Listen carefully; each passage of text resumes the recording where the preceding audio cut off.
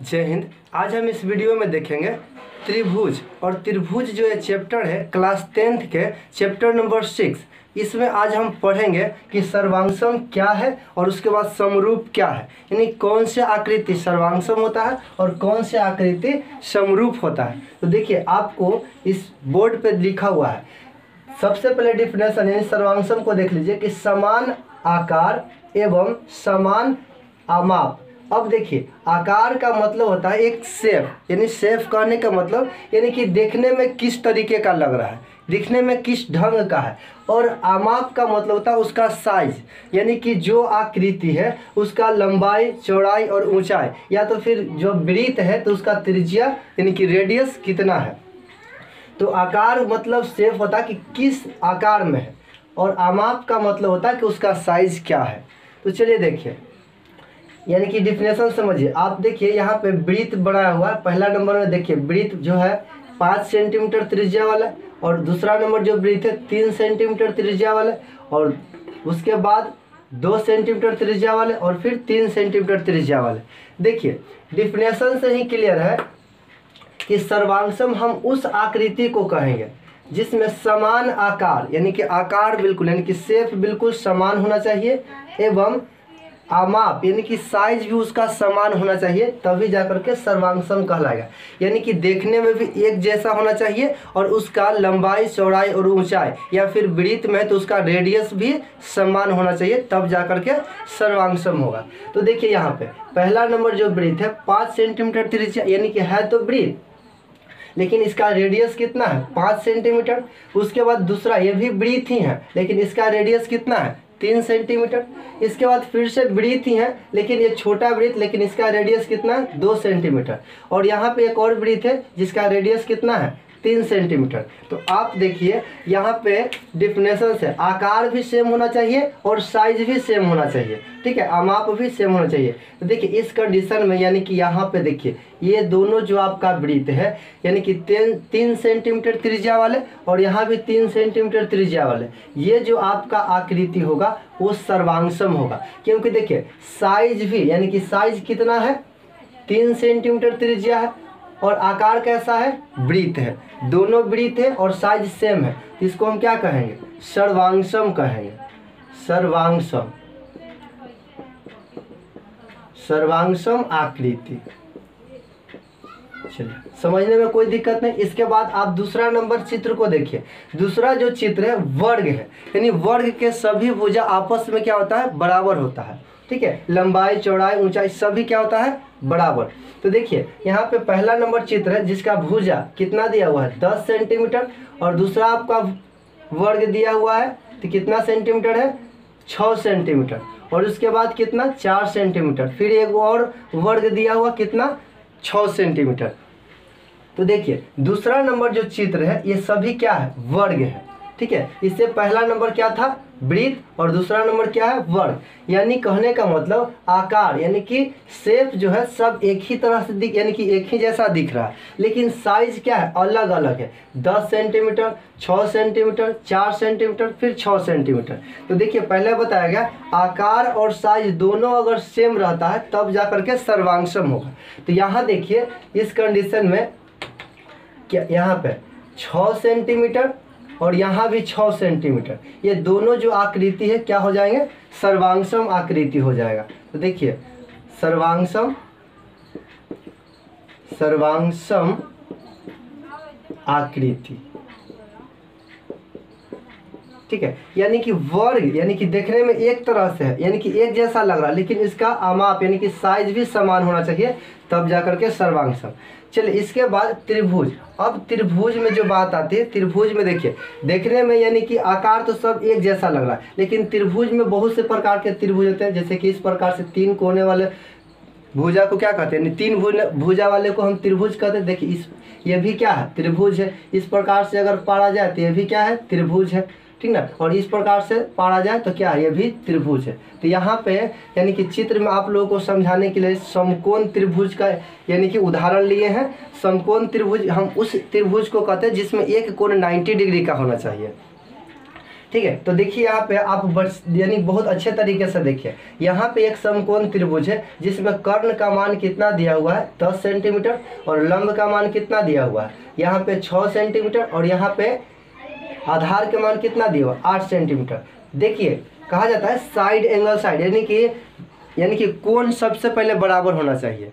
तो यहाँ पे देखिए 90 डिग्री का कोण है, यहाँ पे देखिए 90 डिग्री का कोण है, यहाँ भी 90 डिग्री का कोण है और यहाँ भी 90 डिग्री का कोण है, यानी कि सभी में कोण तो बराबर है। ठीक है। तो देखिए सबसे पहले आकार यानी कि सब देखने में एक जैसा है, ठीक है, लेकिन साइज भी बराबर होना चाहिए। यहाँ पे इस चित्र में देखिए कितना है 6 सेंटीमीटर और यहाँ पे कितना है 3 सेंटीमीटर और यहाँ पे 10 सेंटीमीटर है और यहाँ पे 5 सेंटीमीटर और यहाँ पे देखिए 4 सेंटीमीटर और यहाँ पे कितना है 8 सेंटीमीटर। उसी प्रकार से यहाँ देखिए 15 सेंटीमीटर और 9 सेंटीमीटर और यहाँ पे कितना है 12 सेंटीमीटर। यहाँ देख लीजिए 3 सेंटीमीटर, 5 सेंटीमीटर और फिर 4 सेंटीमीटर। आप बहुत अच्छे तरीके से चित्र नंबर 1 और चित्र नंबर 2 में समझ चुके हैं कि आकार भी समान होना चाहिए और साइज भी समान होना चाहिए, यानी दोनों बराबर होगा तभी जा करके हम सर्वांगसम कहेंगे। तो देखिए इस चित्र में यानी त्रिभुज वाले चित्र में यहाँ पे देखिए 90 डिग्री है, यहाँ भी देखिए 2 लाइनिंग खींचा हुआ यानी कि ये कोण और ये कोण क्या है बराबर है। यहाँ भी एक लाइनिंग खींचा हुआ यानी कि ये कोण बराबर ये कोण, यानी कि कोण आपस में सब क्या है संगत कोण बराबर है। इसके बाद देखिए यहाँ पे लंब कितना है 3 सेंटीमीटर और यहाँ भी लंब कितना है 3 सेंटीमीटर। यहाँ पे कर्ण कितना है 5 सेंटीमीटर और यहाँ भी कर्ण कितना है 5 सेंटीमीटर। उसी प्रकार से आधार यहाँ कितना है 4 सेंटीमीटर और यहाँ भी आधार कितना है 4 सेंटीमीटर। तो हम कह सकते हैं कि ये दोनों जो चित्र है क्या कहलाएगा सर्वांगसम कहलाएगा। तो ये दोनों जो यानी कि समकोण त्रिभुज है सर्वांगसम आकृति कहलाएगा, सर्वांगसम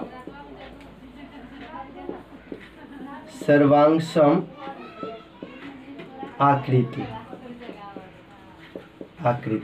तो देखिए आप सर्वांगसम को बहुत अच्छी तरीके से समझ गए होंगे कि वैसा आकृति जिसमें देखने में एक जैसा हो और उसका यानी कि साइज भी बिल्कुल बराबर हो, यानी कि आकार भी बराबर हो और फिर उसका साइज भी बराबर हो, तभी जाकर के सर्वांगसम कहेंगे।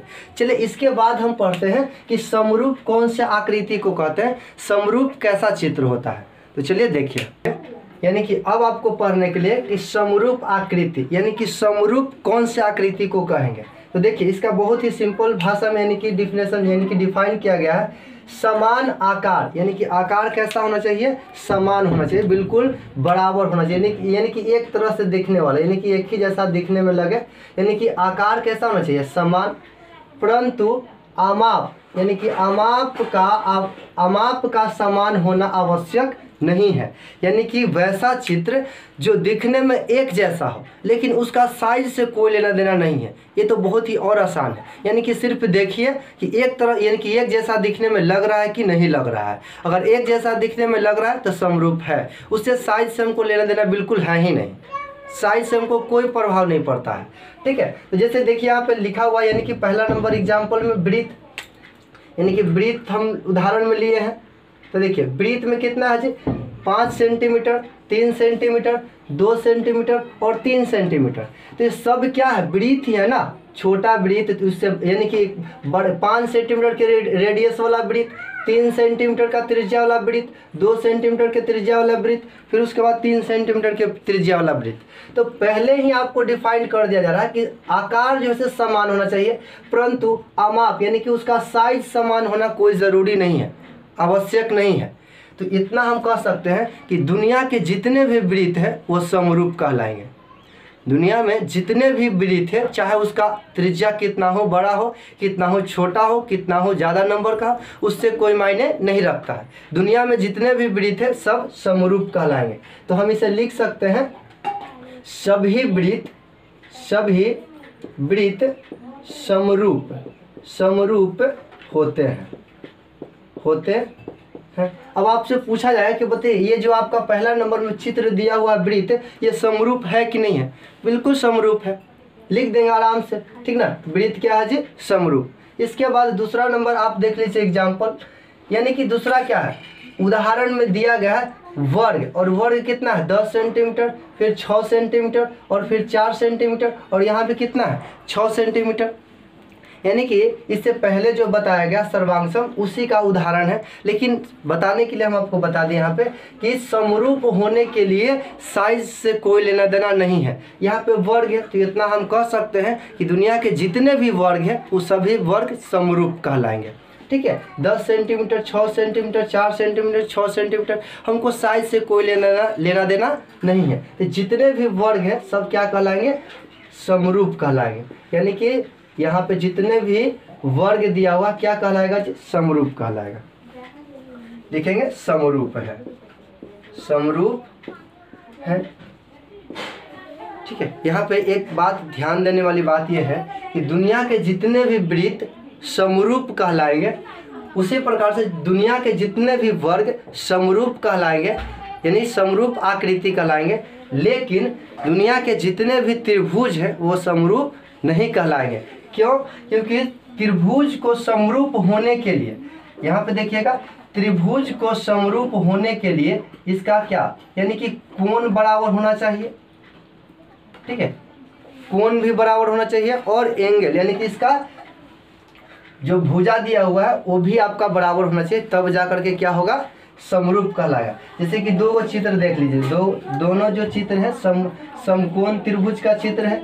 यहाँ पे देखिए कोण तो बराबर है, यहाँ भी कोण, यहाँ पे 90 डिग्री, देखिए यहाँ 90 डिग्री और यहाँ 90 डिग्री, कोण क्या है, बराबर। यहाँ भी जो कोण है दो लाइनें खींचा गया है ताकि बराबर दिख सके। तो यहाँ का कोण और यहाँ का कोण बिल्कुल समान है, यहाँ भी कोण और यहाँ भी कोण क्या है, समान है। देखिए कोण का बराबर होना और संगत भुजाओं का अनुपात भी बराबर होना चाहिए। ठीक है, जैसे कहने का मतलब ये आपको 3 सेंटीमीटर दे दिया गया, ये 6 सेंटीमीटर, यहाँ पे 5 सेंटीमीटर दे दिया गया और यहाँ पे 10 सेंटीमीटर, यहाँ पे 4 सेंटीमीटर दे दिया गया और यहाँ पे 8 सेंटीमीटर।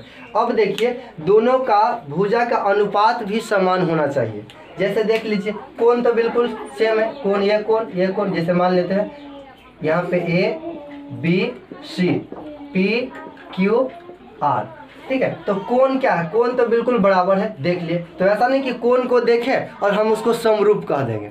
ठीक है, उसका यानी कि संगत भुजाओं का अनुपात भी बराबर होना चाहिए, सभी भुजाओं का अनुपात बराबर होना चाहिए। तो देखिए क्या लिख सकते हैं, यानी कि AB का मान कितना दिया हुआ 3, उसी प्रकार से P और Q का मान कितना दिया हुआ 6, A और C का मान कितना दिया हुआ है 5, उसी प्रकार से P और R का वैल्यू कितना दिया हुआ है 10, इक्वल टू यहाँ से B और C का दूरी कितना दिया है 4, उसी प्रकार से Q और R का दूरी कितना दिया हुआ 8।